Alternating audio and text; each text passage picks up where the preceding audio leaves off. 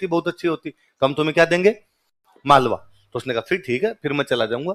तो जसवंत सिंह कहां पर आके बैठ गया, मालवा। मालवा कहां पड़ता है, मध्य प्रदेश।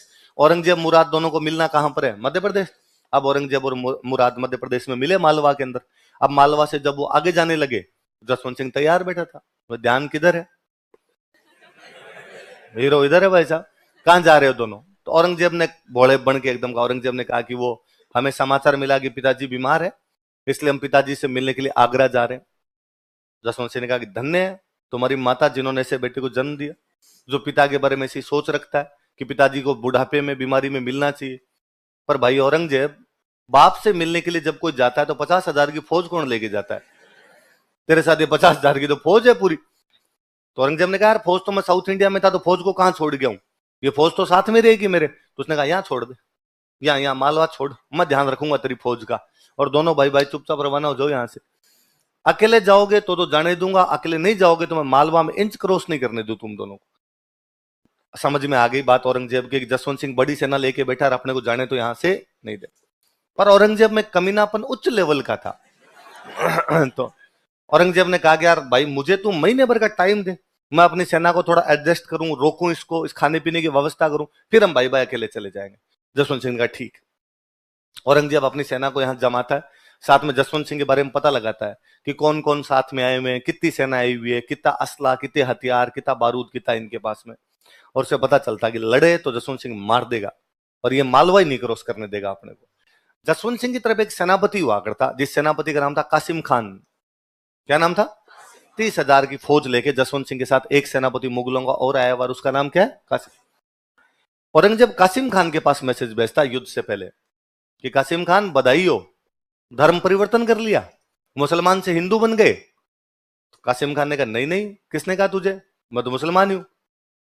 तो औरंगजेब ने कहा यार तुम दारा के सेनापति हो, जब दारा हिंदू है तो तुम भी हिंदू हो अब तो। उसने कहा यार तेरा दिमाग से ठिया गया क्या, दारा तेरा भाई है, तू मुसलमान है तो दारा भी मुसलमान है। उसने कहा दारा तो मुसलमान तो नहीं है, और कुछ भी हो सकता है।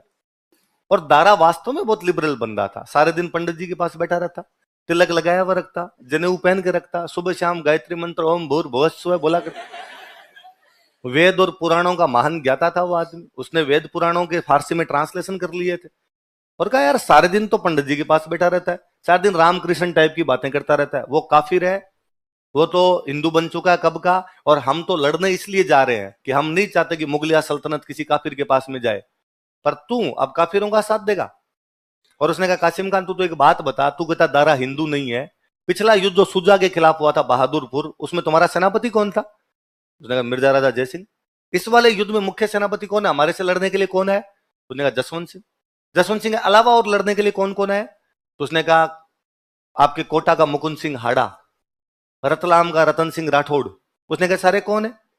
कासिम खान ने कहा भाई यार आंखें खोल दी, ये तो दारा ने सारे हिंदू हिंदू इकट्ठे कर रखे हैं और मैं तेरी तरफ हूं। और युद्ध से ठीक एक दिन पहले कासिम खान अपने 30,000 की फौज को लेकर किधर मिल जाता है, औरंगजेब। मैंने एक बार पहले ही बताया था कि युद्ध से पहले या युद्ध के बीच में सेना का उधर जाना केवल सैनिकों की संख्या में कमी या वृद्धि होना नहीं है, प्लानिंग बताना है। कि कासिम खान उधर चला गया तो इसका मतलब कासिम खान ने सारी प्लानिंग भी तो बता दी, और उधर जाके उसने बता दिया भाई कैसे लड़ेंगे, क्या नहीं लड़ेंगे, कितने हथियार है, कितना असला है, पीछे से कौन आ सकता है, सारी बातें बता दी। अब औरंगजेब की स्थिति ज्यादा अच्छी थी। अब औरंगजेब और मुराद दोनों मिलकर जसवंत सिंह से लड़ रहे हैं, और जसवंत सिंह का एक सेनापति विश्वासघात करके उधर उस तरफ है कासिम खान। वो जो युद्ध होता है उस युद्ध का नाम क्या है, धर्मत। कौन सा युद्ध है, शानदार वाला युद्ध होता है, बड़ा जोर। जसवंत सिंह ने कहा कोई बात नहीं, सेना कम पड़ गई तो भी लड़ेंगे अपने, और जसवंत सिंह शानदार वाला ही लड़ता है। खुद उस युद्ध के अंदर आगे आगे जाके लड़ रहा होता है, खूब सारे घायल घाव घाव रहते हैं एकदम, तोपों के गोलियां लग लग के, उसके छर्रे लग लग के खूब सारे घाव हो गए। तब जब वो आगे आगे जाके लड़ रहा था, हालत बहुत ज्यादा खराब हो रखी थी उसकी, तब जोधपुर वाले मंत्री उसके पास में जाते हैं, और मंत्री जा कहते हैं कि राजा जी ये लड़ाई आपकी नहीं है, ये लड़ाई मुगलों की आपस के अंदर लड़ाई है, और इनकी तरफ से जान देने का कोई मतलब नहीं। ठीक है, दारा ने आपको कहा लड़ने के लिए जाओ, आगे मरना क्यों है, कोई जीते कोई लड़े कोई हारे, आपका क्या लेना देना, आप बाहर चलो। जसवंत सिंह ने कहा लड़ना कैसे नहीं है, दारा ने मुझे सेनापति बना के भेजा तो मैं मर जाऊंगा यहाँ पे, लेकिन लड़ूंगा मैं। उनका नहीं, मरना नहीं है, लड़ लिया, जीती देर लड़ना था, अब जो फैसला होगा देखी जाएगी, आप तो युद्ध से बाहर आओ। तो वो मंत्री जबरदस्ती पकड़ के जसवंत सिंह को युद्ध से बाहर ले गए। युद्ध में कौन जीत गया, औरंगजेब। औरंगजेब युद्ध जीत जाता है।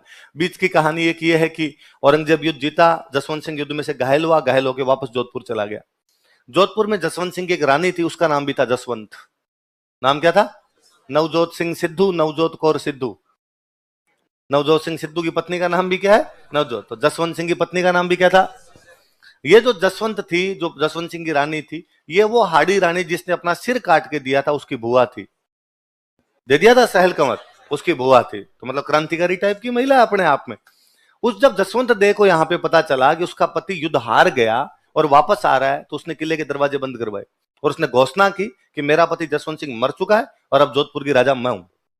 यहाँ पे जसवंत सिंह जैसे जोधपुर पहुंचा, गेट कीपर ने कहा, गेट कीपर कहा भाई गेट खोल। गेट कीपर ने कहा कौन साहब आप? कहा मैं महाराजा जसवंत सिंह। कहा साहब आपके लाडू ही खा लिए हमने।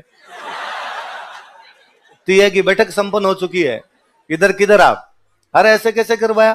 साहब रानी ने कहा था कि मैं हारे हुए पति का मुंह देखना ही पसंद नहीं करती और ऐसे पति को मरा हुआ समझ लिया जाना चाहिए। फिर वो मंत्रियों ने समझाया साहब हम लेके आए, राजा तो खुद ही मरना चाहता था वहां पे और वास्तव में लड्डू खाने ही पड़ जाते। जैसे तैसे करके बचा के लाए। अपना क्या लगता है, मुगलों की लड़ाई थी, अपने क्यों मरे उनकी तरफ से जाके? जो लड़ना था, जितना लड़ना था लड़ लुड़ा लिया अपने। अब जो फैसला हुआ वो हो गया। उनके सेनापति जब छोड़ छोड़ के जा रहे थे, आप क्यों मरोगे? रानी को बुलाया, उन मंत्रियों ने कहा कि अरे गलती नहीं है राजा की, हम लेके आए थे, अंदर तो आने दो कम से कम। तो भी कहते हैं रानी जब अंदर भी आ जाता है तो भी राजा की खूब ही बेइज्जती करती है। और जब राजा को खाना लगाया गया राजा के सामने, तो नौकरानी खाना लेके आई थाली के अंदर, थाली में खूब सारी कटोरियां। तो रानी उस थाली को देखते अरे अरे अरे करने, थाली में मतलब वो कोई कागज के कोई पत्तल वत्तल होंगे उन पे ला। तो क्यों? तो क्या धातु मेटल की बनी हुई है थाली तो, और कटोरियां आपस में टकराएगी और टन टन की आवाज आएगी तो राजा डर जाएगा कहीं पर। वहां पे तलवारों की टन टन हो रही थी, तभी तो भाग के आ गया था। जसवंत सिंह ने कहा चिल बेबी, अब इतना भी क्या है, ऐसा कुछ ही नहीं हुआ और मैं आज के बाद में कभी नहीं आऊंगा। एक बार तो बक्स कम से कम, तो जाके वो रानी चुप होती है। अब इधर